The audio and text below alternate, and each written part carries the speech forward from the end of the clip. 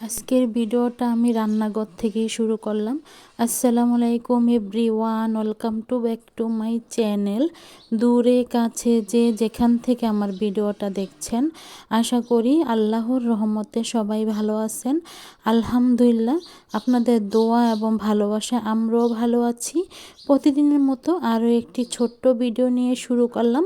আজকের ভিডিওটা আমি রান্নাঘর থেকে শুরু করেছি, রান্না দিয়ে। বিকালে যেহেতু রান্না করতে হবে, তার জন্য কিন্তু আমি দুপুরের দিকেই চলে আসছি রান্নাঘরে, যাতে তাড়াতাড়ি রান্নাটা শেষ করতে পারি। তার জন্য প্রথমেই কিন্তু আমি মাছ ভাজিটা করে নিচ্ছি। আজকে তেলাপিয়া মাছ রান্না করব, তার জন্য তেলাপিয়া মাছটা লাল করে ভেজে নিচ্ছি।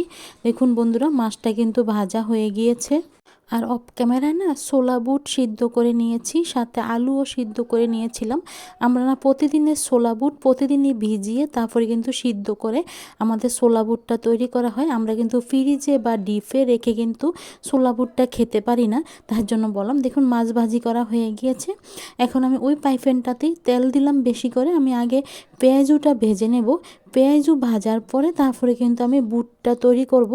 আমরা ছোলা বুট যেরকম প্রতিদিনেরটা প্রতিদিন ভিজিয়ে সিদ্ধ করে নিই, এরকম কিন্তু ডালটাও কিন্তু আমরা মানে দৈনিকের যে পেঁয়াজু তৈরি করি, ওই পেঁয়াজুর ডালটাও কিন্তু আমরা প্রতিদিন ভিজিয়ে তারপরে কিন্তু বেটে তারপরে কিন্তু তৈরি করি। আমি কিন্তু একবারে ব্লেন্ডার করে কিন্তু ডিপে রাখি না, তার জন্য বললাম। আমাদের কাছে হাজও খেতে ভালো লাগে, মানে এরকম প্রতিদিন তৈরি করে খেতে কিন্তু ভালো লাগে। আবার যদি দেখা যাচ্ছে যদি বেটে রেখে দিই, মানে একবারে ডালটা ব্লেন্ডার করে বা বুটটা সিদ্ধ করে রেখে দিই, তাহলে দেখা যাচ্ছে আমাদের বাসায় কেউই খেতে পারে না। ছোলা বুটটাও খেতে পারে না, দেখা যাচ্ছে মানে পেঁয়াজুটাও খেতে পারে না। তার জন্য কিন্তু দৈনিকেরটা দৈনিকই কষ্ট করে হলেও কিন্তু আমাদের তৈরি করতে হয়। তো বন্ধুরা, আমি তো এখন ভিডিওতে ভয়েসটা দিচ্ছি। আপনারা ভয়েসে বিভিন্ন শব্দ পেতে পারেন, মানে কথা যে রেকর্ডিং করছি তার জন্য বললাম বিভিন্ন শব্দ পেতে পারেন। প্লিজ আপনারা ক্ষমা সুন্দর দৃষ্টিতে দেখবেন। আর আমার কথায় যদি কোনো ভুল ত্রুটি হয়ে থাকে তাহলে কিন্তু আপনারা ক্ষমা সুন্দর দৃষ্টিতে দেখবেন। যেহেতু এখন ভিডিওতে আমি কথা রেকর্ডিং করছি, আমার না কথা বলতে অনেকটাই কষ্ট হয়ে যাচ্ছিল। যেহেতু শরীরটা ভালো নেই, তার জন্য কিন্তু কথা বলতে পারছিলাম না। আমি না বেশিরভাগ ক্ষেত্রেই দেখি যে আমি যদি ভিডিওতে গান দেই বা মিউজিক দিই, তাহলে দেখা যাচ্ছে কপিরাইট দিয়ে দেয়। এটা আমি বুঝছি না কেন এরকম হয়। আমি যতবারই গান দেই বা মিউজিক দেই, তাহলে দেখা যাচ্ছে কপিরাইট এসে পড়ে। তার জন্য কিন্তু কষ্ট করে হলেও কিন্তু আমাকে ভিডিওতে কথা রেকর্ডিং করতে হয় বা কথা বলতে হয়।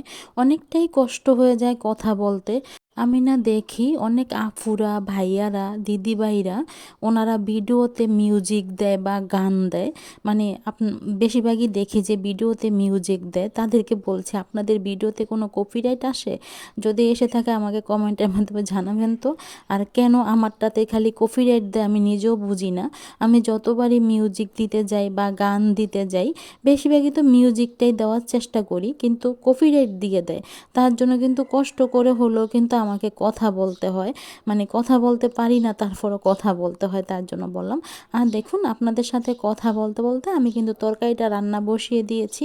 আমি কিন্তু অফ ক্যামেরায় ছোলা বুটটাও তৈরি করে নিয়েছিলাম, তখন আর কিন্তু ক্যামেরাটা করা হয়নি, মানে শরীরটা ভালো ছিল না, তার জন্য কিন্তু আমি আর ক্যামেরাটা করিনি।